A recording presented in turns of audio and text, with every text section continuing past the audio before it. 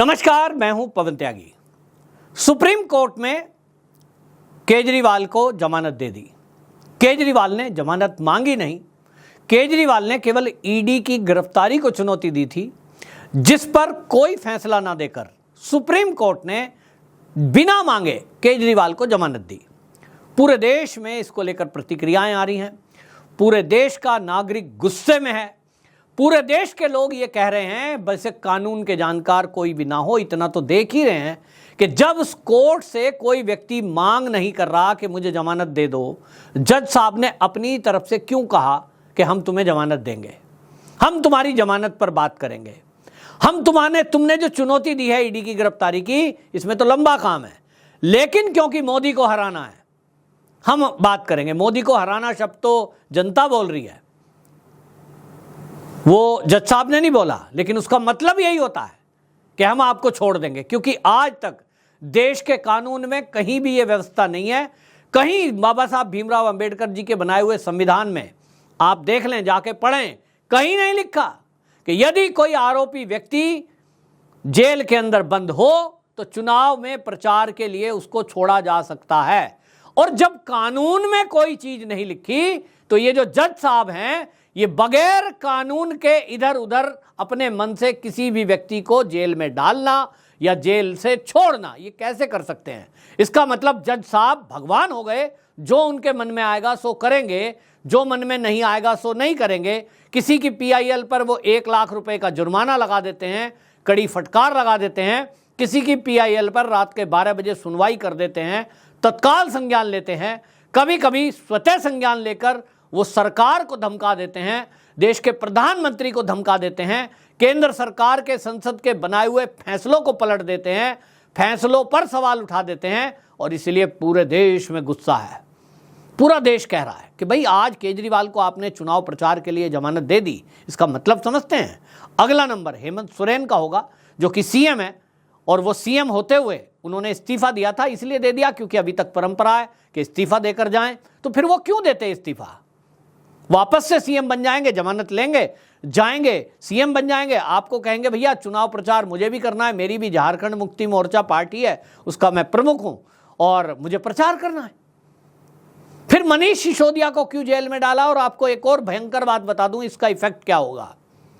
खालिस्तान आंदोलन चलाने वाला, आतंकवादी गतिविधियों में जेल के अंदर बंद, जो पंजाब से गिरफ्तार हुआ था अमृतपाल, उसने भी जब ये सुना है कि कोर्ट अब ये कह रही है, खुद सुप्रीम कोर्ट के जज साहब कह रहे हैं कि भाई चुनाव चल रहा है, 5 साल में एक बार आता है, ये आपका मौलिक संविधान है, मौलिक अधिकार है, हम इस पर बात करेंगे। तो ये पिछले सप्ताह ही इशारा लग गया। अमृतपाल को लगा ये तो अच्छी बात है कि जेल के अंदर बंद मैं सड़ रहा हूं, केवल इतना ही तो करना है कि लोकसभा चुनाव चल रहा है, मैं भी नॉमिनेशन भर देता हूं, फाइल कर देता हूं, आजकल तो ऑनलाइन होता है सब कुछ।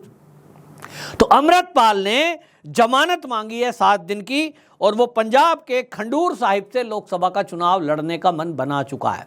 उसको पता है चुनाव में हारना या जीतना उससे मतलब नहीं है, जेल से छूटने का एक टेक्निक है, एक तरीका है।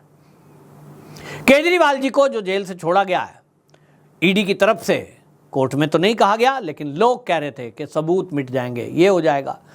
मतलब कुल मिला के मुझे लगता है कि कहीं ना कहीं ईडी की भी ढिलाई रही है, क्योंकि ईडी से सुप्रीम कोर्ट ने ये पूछा कि भाई आप जो है केजरीवाल जी को सम्मन पे सम्मन दे रहे थे, तो आपने 9 सम्मन तक प्रतीक्षा क्यों की? ये जवाब तो ईडी के अधिकारियों को भी देना पड़ेगा कि भाई आप जो है ये क्या करते हो खेल। अगर आपको कानून में अधिकार है कि यदि आपके कोई ये सम्मन पर नहीं आ रहा है तो आप उसे गिरफ्तार नहीं कर सकते, तो कानून बनाओ। कानून में नहीं है। हमने सुना है, एक जज साहब, एक वकील साहब थे सुप्रीम कोर्ट के, वो बता रहे थे कि ईडी का जो पीएमएलए एक्ट है उसमें ये कानून नहीं है कि अगर आप ईडी के सम्मन पर नहीं जाते तो ईडी आपको गिरफ्तार नहीं कर सकती। वो कहते हैं उसका पहले केस चलेगा। केजरीवाल जी के ऊपर भी केस है, उसमें लंबी तारीख मिलेगी, कब फैसला होगा पता नहीं। तब तक आप खूब सबूत मिटाओ, खूब आनंद मनाओ। यानी ईडी की कोई वैल्यू नहीं है, जितनी मेहनत की उसकी कोई वैल्यू नहीं है। और जिन लोगों को पकड़ रखा है इसका मतलब उनके पास पहुंच नहीं है या तो पैसा नहीं है, ये जनता कह रही है। केजरीवाल जी के बारे में अब इस तरह की बातें उठ रही हैं, तो भैया बात चल रही है ईडी ने तो तर्क भी दिया कि चुनाव के आधार पर आज तक तो किसी को छोड़ा नहीं गया, ना हमारे कानून में, ना हमारे संविधान में लिखा, ना ये मौलिक अधिकार है। और यदि अधिकार मौलिक की बात की जाए तो मौलिक अधिकार तो लोगों का वोट डालने का भी है। फिर तो जितने कैदी जेल के अंदर बंद हैं, इनको क्यों बंद रखा जाए। और आपको याद होगा, हमारे देश की राष्ट्रपति द्रौपदी मुर्मू जी जब राष्ट्रपति बनी थी, उसके बाद जो सुप्रीम कोर्ट के जज साहब थे, हाई कोर्ट के जज थे, उनके कार्यक्रम में जब सीजेआई साहब भी बैठे थे, वहीं द्रौपदी मुर्मू जी ने कहा था, उन्होंने अपना निजी अनुभव बताया कि ऐसे बहुत लोग हैं जिनको जमानत देने के लिए पैसे नहीं है, वो वकील खड़े कर सकें इतना उनको ज्ञान नहीं है, यानी पढ़े लिखे नहीं है। बरसों से उनकी सुनवाई नहीं हुई है और जमानत ना मिलने के कारण उनका जीवन जेल में सड़ रहा है, और ऐसी संख्या हजारों में है। लेकिन जजों के पास उनकी सुनवाई के लिए समय नहीं है। दूसरी तरफ अगर आपके पास पैसा है, बड़े वकील आप हायर कर सकते हैं, आपके पास नाम है, आप मीडिया को इन्फ्लुएंस कर सकते हैं, तो तुरंत मीडिया में एक नैरेटिव चलता है, उसके बाद आप बड़े वकील खड़े कर दीजिए और जज साहब तत्काल सुनवाई को शुरू हो जाते हैं। आप केजरीवाल को देखिए, सुप्रीम हाई कोर्ट ने रिजेक्ट कर दी, उनको जमानत देने से मना कर दिया और ईडी की गिरफ्तारी को सही ठहराया, और उसी फैसले को पलटते हुए सुप्रीम कोर्ट कह रहा है उस पर हम बाद में बात करेंगे, पहले आपको जमानत दे देते हैं, क्योंकि भाई मोदी चुनाव मैदान में लड़ रहा है, उसको कौन, राहुल अकेला पड़ रहा है, वो मुकाबला नहीं कर पा रहा है, तो क्या करो, चल के साथ दो, जरा पढ़ो मोदी के पीछे। तो कुल मिलाकर के इस तरह की बातें हुई है जो इस देश में भयंकर चीजें बता रही है। अब देशवासियों को समझना है कि मोदी को हराने के लिए किस तरह की शक्तियां काम कर रही हैं। मोदी जी ने रिपब्लिक भारत पे एक इंटरव्यू दिया है, आप उसको सुने, बहुत सारे इंटरव्यू मोदी जी ने दिए, लेकिन आप उस इंटरव्यू को सुनेंगे तो आपको विस्तार से पता लगेगा कि मीडिया को भी किस तरह से इन्फ्लुएंस किया जा रहा है। मैं तो कल ही आपको बता रहा था कि जो आप ये यूट्यूब चैनल देखते हैं हमारा, इस चैनल में किस तरह का काम किया जा रहा है, मतलब साजिश की जा रही है कि जो राष्ट्रवादी लोग हैं, जो मेरे जैसे सनातनी लोग हैं, वो आप तक कोई विषय पहुंचाते हैं, उसको कैसे डाउन करना है। इस वीडियो को आप शेयर करो, लाइक करो और करके देख लो, सब्सक्राइब करके देख लो, वो बढ़ेगा नहीं। आप दा न्यूज़ पे जाएं, फिर वीडियोस पे जाएं और ज़रा स्क्रॉल करके देखेंगे क्या वीडियो का व्यूज़ आएगा, 1000, 2000, 5000, मैक्सिमम मेरा वीडियो लोग ज़्यादा पसंद करते हैं तो 10,000, जबकि ये संख्या पहले लाख में थी।